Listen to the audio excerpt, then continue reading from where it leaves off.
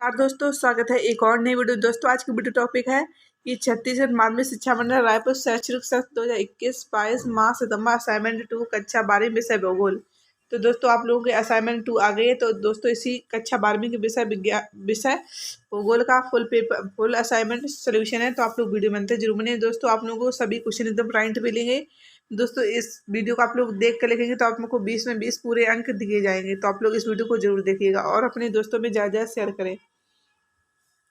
तो पहला क्वेश्चन दोस्तों देखिए, फुटकर व्यापार सेवा को स्पष्ट कीजिए। 50 से 75 शब्द सीमा में आपको लिखना है। तो देखिए दोस्तों, फुटकर व्यापार सेवा सुपर बाजार एक ऐसे फुटकर व्यापार का संगठन है जहां विभिन्न प्रकार की दैनिक उपयोग की वस्तुएं नगर एवं स्वयं सेवा के आधार पर बेची जाती हैं। छोटे दुकानदार जो उपयोगिता के सीधे सामान बेचते हैं उन्हें फुटकर विक्रेता कहते हैं।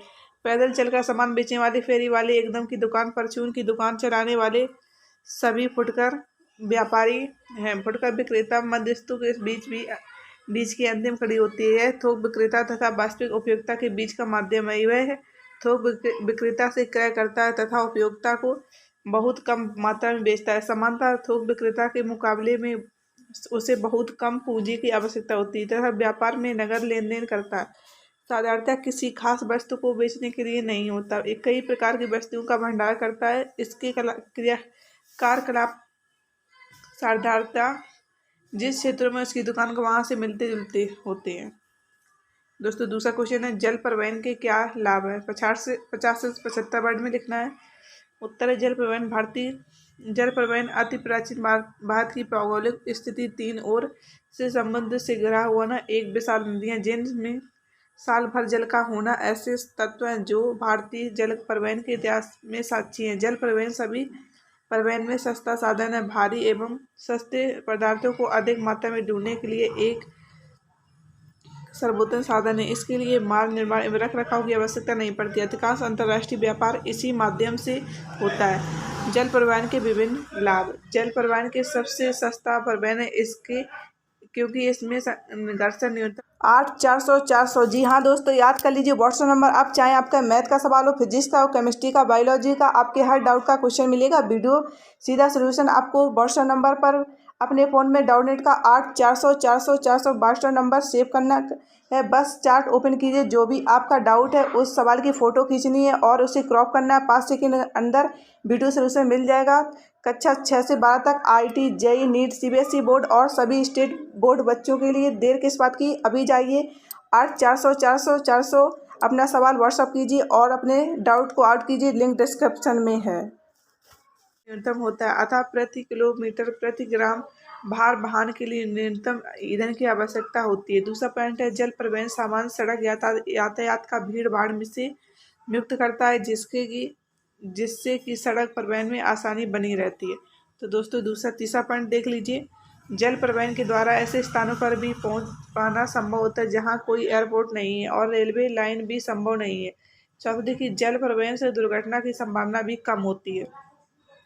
पांचवा पॉइंट देखिए, जल परिवहन को पर्यटन को बढ़ावा देता है। खासकर विभिन्न द्वीपों तक जल परिवहन में पहुंचा जा सकता है। टिप्पणी लिखिए कोई एक। पारदीप महाद्वीपीय रेल मार्ग पंचम क्रियाकलाप। आगे देख लिए उत्तर देखिए, ट्रांसकॉन्टिनेंटल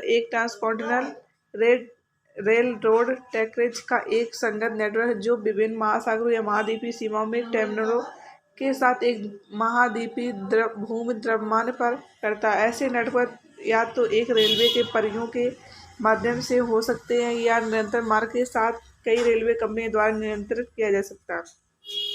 यद्यपि यूरोप रेलवे द्वारा किया गया है, फिर भी यूरोप के भीतर रेल मार्ग को ऐतिहासिक ओरिएंटल एक्सप्रेस की संभावित अपवाद के साथ ट्रांसकॉन्टिनेंटल नहीं माना जाता है। ट्रांसकॉन्टिनेंटल रेल मार्ग महाद्वीपों के अनियमित आंतरिक क्षेत्रों को अन्वेषण और निपटारे के लिए खोलने में मदद की जो अन्यथा व्यवसाय नहीं होंगे। कई मामलों में उन्होंने फ्रांस कंट्री यात्री और माल ढुलाई परिवहन नेटवर्क की रीढ़ की हड्डी माना जाता है। दूसरा पॉइंट है, पंचम क्रियाकलाप आर्थिक क्रियाकलापों के पद सोपान के सर्वोच्च स्तर पर बैठे एवं कर्मी सर्वाधिक महत्वपूर्ण निर्णय लेने और नीतियों के निर्माण का कार्य करते हैं। इन क्रियाओं और चतुर्थक सेक्टर में से जुड़ी ज्ञान आर्थिक सेवाओं में मामूली फर्क होता है, एक विचार उत्पन्न होता है। चौथा क्वेश्चन देख लीजिए, परिवहन और संचार सेवाओं की सार्थकता विस्तार पूर्वक स्पष्ट कीजिए। शब्द सीमा आप लोगों को लिखा है 100 से 150 वर्ड में। दैनिक जीवन में हम अनेक वस्तुओं का उपयोग करते हैं जो हमारे किलोमीटर दूर से हमारे पास आती है। विभिन्न साधनों में से हम अपने विचारों का आदान प्रदान करते हैं। इन सब का आधार है परिवहन एवं संचार। परिवहन दो शब्दों से मिलकर बना होता है। परिवहन वहन, परि का अर्थ है और वाहन का अर्थ है ले जाना, अर्थात पार ले जाना। वस्तु, जीव जंतुओं, व्यक्तियों आदि को किसी माध्यम से द्वारा एक स्थान से दूसरे स्थान तक ले जाने